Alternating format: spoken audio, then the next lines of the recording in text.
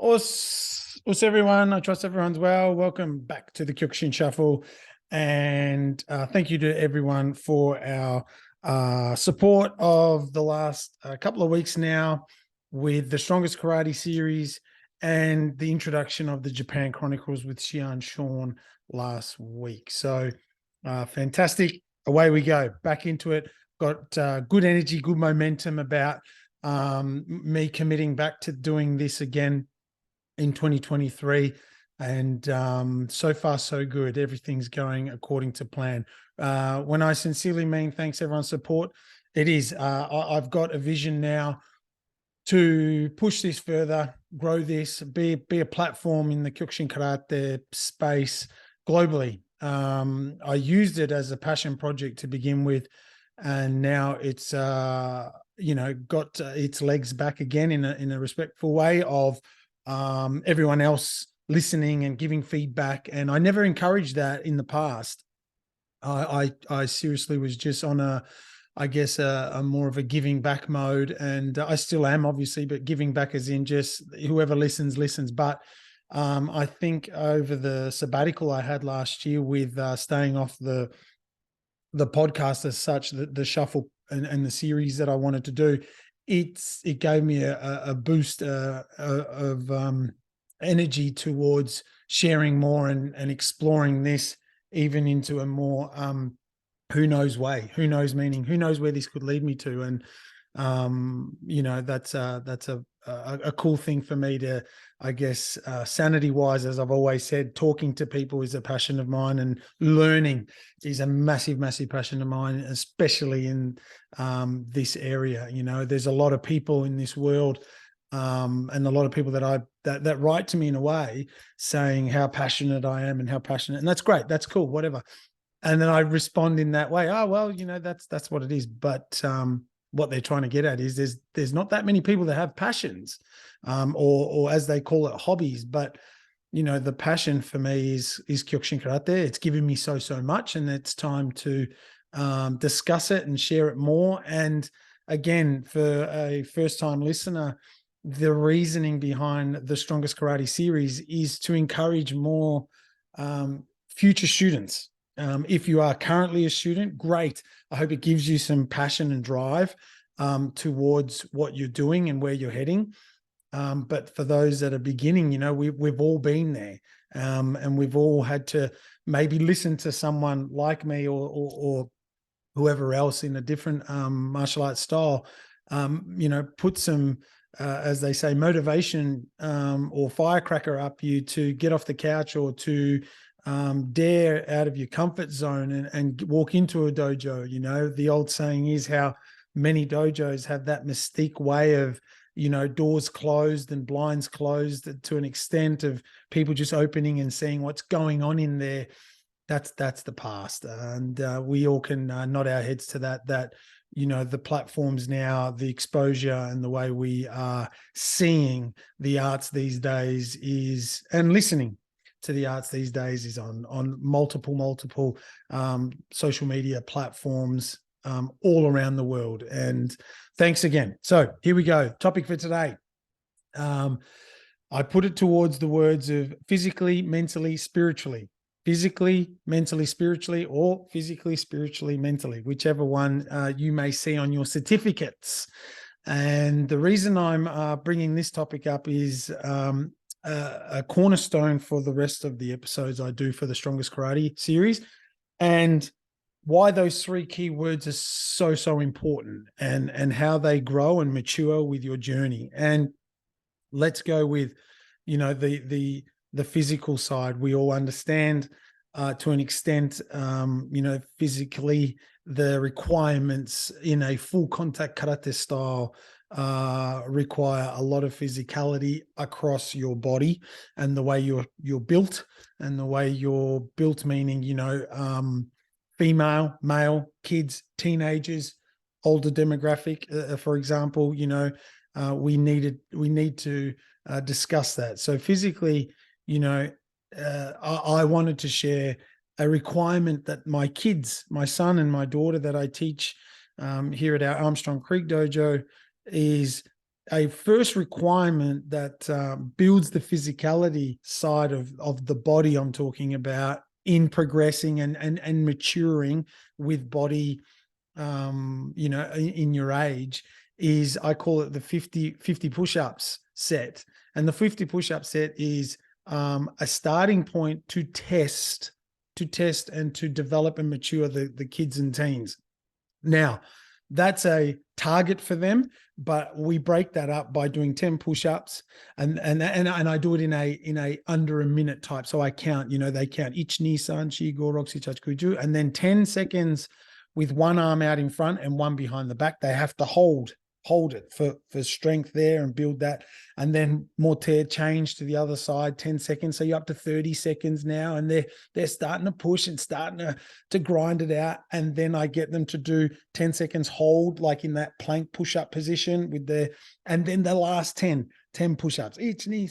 And that is a set that new students, obviously, whether kids, teens, or adults, let's be real, struggle. And it's a great starting point to see where they're at and to see a whole mixture of things here, physically, mentally, spiritually. And physically, can they do it? Have they got the means of that body structure and strength that they're going to need to develop? We then see that mental approach, and I test it very passionately because I want to see who is in or out, right? Who's in, who's going to give me that commitment, who's going to show me, not their mate next to each other. However, they're all looking at each other, aren't they? Trying to see who's outdoing each other, which is another great component of training. But then that mental side of who's applying themselves and who really wants to see that they can get better. And then we go into that mental, and that mental side of has to be seen as, are you going to take it to the spiritual side, which is, I'm not going to give up. I'm not going to give up. And I love seeing that. And after a warm-up routine and a couple of punches and kicks, then we go straight into push-up position, I call it.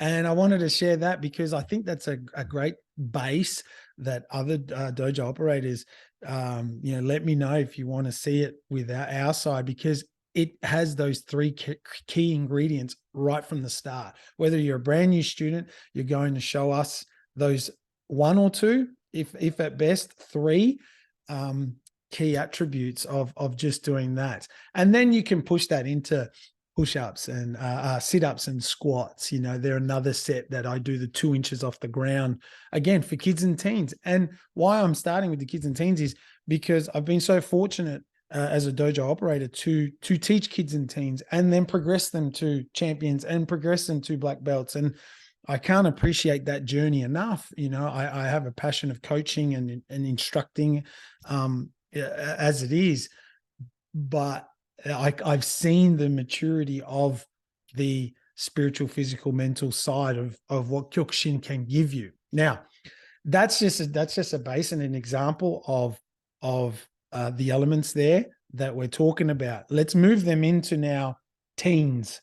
I call them the tweens here, that 10, 11, 12, 13, 14. And the parents coming in saying, look, they do other sports, they do other activities. They're very good at this and very good at that, but I want them to do karate because of the discipline and the respect. And it's like, great. I really encourage that. And then you can see, and if you are a teenager or a parent that has kids and teens, there's nothing better. There's nothing better than putting them into this 45 minute class with other kids their age, and putting them through the paces of the teacher up the front, and getting them to follow these formalities that get them out of their comfort zone, and not being able to answer back, or not being able to pull that face, and not being able to, walk out, just walk off the class, or crack the sads, as I call it. The teens then do a similar test and challenge, but then I also put them through a final stage of they've been training for 40 minutes or so. I put them through wall sit. And wall sit, we're all probably laughing at the minute because everyone's probably familiar with it in their dojo. And wall sit is a cracker. And the kids do it too. The kids are fantastic at it. And this now, again, aligns spiritual, physical, mental together. And the wall sit aim is to start at a minute. So you're in a squat position, back against the wall, hands out shoulder height in front of you. Mok-saw, close your eyes, spiritual, zone in, and then mental, apply yourself to it now for this minute. Stay focused. Don't be distracted in any way, and see if you can apply yourself for 1 minute. Physically, it is demanding. It is demanding. Mentally, even more when it starts to get to that pressure minute time. And then it just starts to spiritually build. You build that confidence, and they build it. So we do that in the kids. We do that in the teens. The kids have to aim for a minute, minute and a half. At best, after doing it over the full year, 40 classes in the year, if that, I've got kids doing it for 2 minutes. I'll say that again. If you're an adult and you're listening and you can't alone do that for 2 minutes, and I'm talking hands out and zoning in, put that in your next task of becoming the strongest karate applicant as a must do. It is just compulsory. It's prerequisite in my dojos. So we get to the teens, and I notice they can't, apply a full minute and a half. There's twitching and moving and eyes opening and so on. And I laugh because I've got training tonight and they're going to go through it again. So every class we do this as an ending point. They're all happy. They're all about, and I go, wall sit. And then they're like, ah, and I love that part of it because, again, back to the theme, how are we conquering these three elements, these three pillars that are so integral? And it starts from kids and it moves to teens. And there's just a base of discussion points in understanding how our kids and teens develop these three elements just through those exercises alone, let alone attending class, let alone all those other key things that happen in a class. Now, we move to the adults. And I guess the adults, meaning I look at our YouTube demographic here, and I've got a demographic of 35 to 55, 85% of listeners are in that bracket. So I'm assuming most of you listeners are starting, doing, or have done karate kyokushin and are aiming for this principle, this principle of the strongest karate. Pat, explain it to me, mate. What's going on? Well, these three key elements are vital. They're vital. Now, you can, and as I say to everyone, all my students, you cannot go to Rebel to buy this. You cannot go to 7-Eleven, Coles, Woolworths, wherever the hell you think you can get this. You cannot buy it. You can reference it, off a book. You can listen to people, others in it, like me, in trying to grasp it. You cannot buy it. You cannot buy it. Okay, let's be clear. You have to grow, mature with it in the dojo, at school, at work, at your business, at whatever the hell it is. You need to be there. You need to be there. You need to be on the mat. You need to be in front of the teacher. You need to be with your peers, your students, your friends, your colleagues, whatever. You need to be there. Now, when it gets to the adults part, let's talk, all of us that are probably listening now, when we've all walked into a dojo. And I say this story time and time again. When I first saw Shian Billy or one of the other senseis at the time, 24 years ago, when they did push-ups on their knuckles, I thought I was gobsmacked. I thought it was magic. And I wanted to do it. That was a me thing. What was your thing? Let me know when you walked into the dojo and you first started Kyokushin Karate. What was it? Was it when you saw the maybe the baseball bat break, the tamashawaris, conditioning of the shins and the hands, the conditioning element of your training, where you saw these, your kohai, your senpais getting kicked and punched, and it was just water off a duck's back. And bringing this language back to conversation is what I'm so passionate about, as you can see. So, what was that? Put it in the comments below. Let me know. Let me see that again, and let others read that may be starting going, shit, it wasn't just at my dojo. It wasn't just something I saw that triggered for me. And I think we need to share more of that to give everyone some better perspective of the mystique of other people's dojos. Oh, God forbid you ever could go and attend or see someone else. Come on, let's break that norm now, share each other's ways of being the strongest karateka. Very important, very important. Whole reason behind this, so please feel free to put that in. Now, you get into the dojo, you see something that has given you that spark and that difference of holy moly. That's even one more, and the other one is Seizan. You get the new student that cannot sit in Seizan. So sitting down, knees bent, and sitting back with your upper body and your bum down on your feet on hardwood or on the mats, irrelevant. And holding that position without pulling your face, without tension, without any stress, again, testing that physical side of I've got bad knees and I've got this. Yep. Let's keep trying to work towards it. Mentally, have a look at the students when or work towards seeing your core high who can just breeze through it. One of the great stories is Hunchy Eddie Emin, when we would have a cup of tea and so forth, and he would always he gestured to me many moons ago when he went to the mountain trainings, Mount Mitsamine.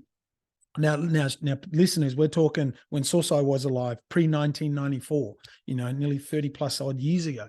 And Hunchy Eddie said that they went out into the snow. It was a winter camp. And so imagine just walking out into the snow with your gi, physical, spiritually, mentally again. How would you, and you can see people already probably going, shit, this is uncomfortable. This is not good. This is not our thing. It is our thing. That is Kyokushin. That's why we're the strongest karate. These are other arts do something similar in some way. But Sosai had his seniors, as you could imagine, and have a look at the photos. Type in Sosai Masayama mountain training, and you'll probably see the first thing is him in Seizan in that posture, in that stance. And then and Hunchy Eddie said, he goes, Pat, we were all sitting down. It was freezing. It was proper minus in Japan, mountains, extreme conditions. Yet Sosai went into his physical, mental, spiritual side of his training on the mat, working on it for a long, long time. And bang, he said, Sosai just went into this zone where he was in a meditative position in Seizan, where we're quiet and relaxed. And Hunchy said he could see the steam, like he said, just immense steam coming off Sosai, and he was sweating. He got it to that stage while everyone else was freezing. And Hunchy Eddie said to me, he goes, I'm watching him. I'm like, how the hell is he doing this? If you all know Hunchy Eddie, he's very funny, very, very outspoken and says it as it is. And he's like, and I can't believe how he's doing this. And I'm looking to my left and Sosai's just beaming. And while we're all shaking and we're just nowhere near the level that he's at. And then to end the story, Sosai then said to Hunchy at the end or in the next morning, he said, stop looking at me. Don't worry about what I'm doing. Focus in on what you're doing, et cetera, et cetera. And I'm sure it would have gone into much more detail. Get the game, get the drift, how hard, look at Sosai's level, look at Hunchy Eddie at the time, Xian Eddie and everyone else that was in that condition. So, three little things there of exercises that tests us amongst so many others, but the push-up test, the wall sit test, and Seizan. I could go on for ages. I've gone for ages about different ways of applying the three key things we're talking about here. So when we're going into the adult side of things, know that there are multiple, I guess I'll use the word exercises, but multiple things like this that start to support you on that journey of applying the three. I've got here, I'm looking at it. These are our certificates that we have at our dojos, and most of your dojos or wherever you're from. Once you get an opportunity to grade, there is the saying. There's a sentence here that says, "Hereafter the training that's currently happened, he or she promises to continue to improve himself, herself, physically, spiritually, and morally through the daily study of practice in this martial art.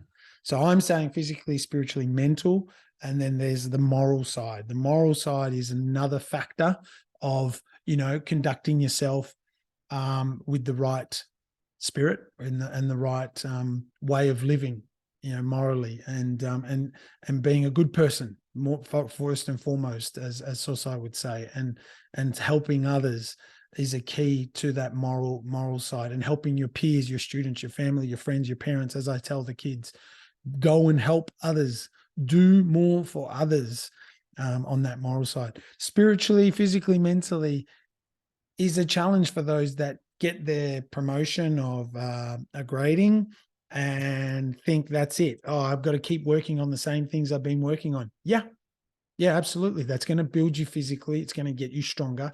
Spiritually, you'll start to understand more and more of what the Kihon, the basics and the fundamentals that you're learning up to black belt. Again, the fundamentals, the basics are the basics of Kyokushin is what helps you get to Shodan. The basics help you get to there. Now, if you're not clear on that, be very clear as to what you're trying, working towards, because if you're starting to skip the morally, spiritually, physically, or mental side of this, that's what's going to mature over the next, let's put it 8 years to 10 years to get your Shodan. 7 years if you're training like I did 5 to 7 times a week. No kids, no wife, no commitments as such, and committed everything to it. So, those key words here can't be bought. You need to attain them gradually. You'll see them in different paths of your journey, and then they will get stronger. To build your strongest karate mind, you may reference books. I often do. I listen to others to give me that edge in a way, or keep my standards high. And then, the mental side of training has its ups and downs. Should I go? Should I not go? I'm not feeling well. Will they be there? Will Shian or Sensei be there? And maybe all these things are part of the mental game, So you've got to, like I do in sharing a tip here, I put down weekly, pre-week or monthly, as my calendar is tapped until October this year at the minute, which means it's tapped till December, because November, December is write-offs, as we say. And I've got them when I'm training, how I'm training, what I'm training. And training means teaching, instructing, going to the dojo, helping kids and teens, tournaments, and all these things are already structured up, ready to go, which gives me the base of what's ahead. Then, you have your moments, right? But if you've got and you're seeing them, well, I say year to year, you may say week to week, some say month to month. Good. Just last night I put on Sunday night I put through the week ahead. What am I doing? I do my core training. I call it core exercises. I have different martial art training. I've got karate training. I've got I do the sauna. I've got surfing that I like to do. I need to do my reading. I want to practice guitar. I want to practice language. Man, what are we up to? 8 things, and that's not including these 3 other monsters I have in my life, my beautiful wife, family that I need to, see as well. So combining these 3 key words helps you off the mat. And then off the mat, it brings it onto the mat. And, I hope you look into those 3 words in some form, or talk to your teacher about it. Say, maybe Sensei Pat was talking about what's your definition, senpai, sensei, or whoever is your kohai. Maybe ask them their thoughts and opinions of these pillars or elements of physical, spiritual, and mental, and how that's helped them on their journey. And their journey meaning the continuation of what's happening, maybe 5 years in, maybe the 10 years in. Always good to hear the brown belt. I always love talking to the browns and putting them on the spot, the brown, black tags, and hearing the year ahead for them. You know, if you're a black tag in our dojo, you are 1 year on your black tag, 1 year on your brown, 1 year on your black tag, and then you will attain Shodan Ho, your black belt probationary, just a plain black until you pass, and then come back and show us, because it will says here promises to continue to improve himself, herself, physically, spiritually, and morally. So it's consistent. Back to my calendar routine. It's not a, well, I'll do it today. I'll see how I go this month with it. No. Put those words down. It becomes a way of life. And once it becomes a way of life, is there an expiry date? No. Is there a start date? Yes. You know, today. If it's today, it's today. If it hasn't been yet, if it hasn't been yet, today. If it has been already, fine tune, find out where the good saying that I use, a saying I like, is via each one of those pillars. I question. I've got it on my whiteboard here in my gym space. Is how did I go today? How did I go today? Just write that up on your fridge or a piece of paper or wherever it is in the beginning. Put it in your car. I don't know where, you know how people say, put it up wherever you need to put it up. I've got to put it up on my whiteboard, and I write there, how did I go today? And what I'm asking myself is those 3 to 4 things. Physically, did I do a workout? Did I go for a walk? Did I go do something of that capacity to, continue my fitness, health, and well-being? Tick.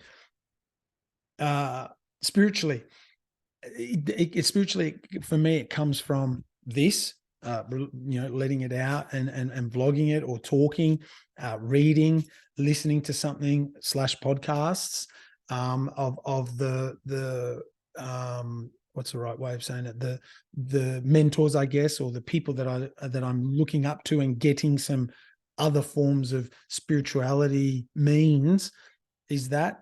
And then mental, it can come from being a part of the reading side of what are you actually reading, and watching. And watching means, like I joke with my wife and kids, what are you watching?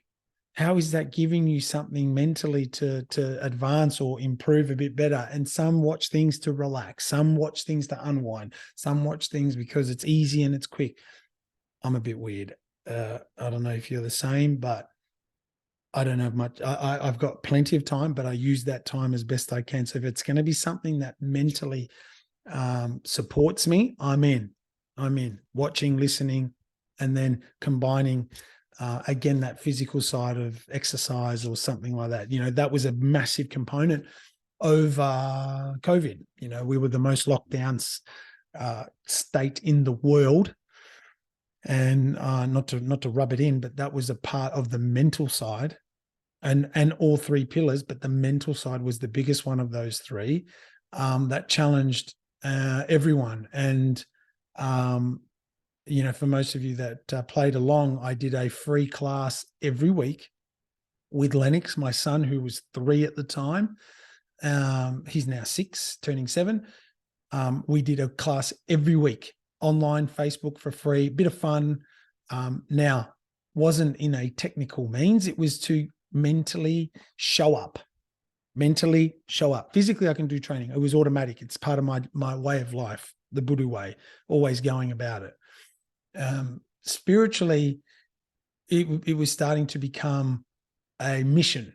I turned the word spiritually into a mission of mine, a passion project, like I said, and those that were across all those, the 50 interviews that we did, much appreciated. Those that aren't aware of them, go have a look at those 50 interviews that I did with so many different people. And the reason I had to kind of pull it back in 2021 was because everyone mentally was in a bad / poor space. And there was no, and it was tough. So it has ebbs and flows. Find ways, find encouragement, find means in that area. Ask questions. Hey, Sensei Pat, what are some XYZs that you use, or more so than anything, go and ask your teachers. And those that aren't familiar with this, you know, these are the three key parts that I wanted to share with everyone as to the strongest karate and the base that's going to support us as a community in making sure we keep that flame alive and encourage others, like those exercises I did, those things that I was talking about. There are many, many, many more. A big uss to you all. Thank you so much. And I hope everyone is training hard, doing well. I hope this episode gives you some direction towards the strongest karate. Next episode was going to be either the world tournament/tournament conversation and the way these three pillars help you amongst other incredible means in winning a world tournament or fighting in a tournament. You know, I have my son that's competing in tournaments. He's 6 or 7. It's such a blessing at the end of the day when you see the commitment and the drive and the way he took it on board, and many of your kids and so on. And if you were one, well done. And I raise this because my beautiful daughter now, she's trained over 2 years. She's an orange blue tag and does it for fun is her way. She does it for fun. She loves it, does it with her friends. But I gave her the news that she'll be competing in June this year, thinking she may hesitate or pull a bit of a, I don't know. And she went, okay, great. What's the date? And that reaction gave me obviously a lift, and the lift of more so not about obviously me, about her, seeing that she's on that pathway and using these traits that we've been teaching and training her. And if you're listening out there, and again, the key to this discussion is to give that new student more of a understanding towards it. Ask your teacher, ask your future teacher, walk into dojos, ask them what their understanding or what their interpretation of those 3 words are, and you may get a better view of the dojo, the group, the culture, the team. Again, whether it's Kyokushin Karate or martial arts. Big uss to you all. Keep training hard. Keep the positive energy up. Help each other out. And much appreciated with your support. We are up to, so going back, we were getting 1,000 views a month. Where within the last month, we're up to 2,000. So thank you so much. I'll keep these up. Uss.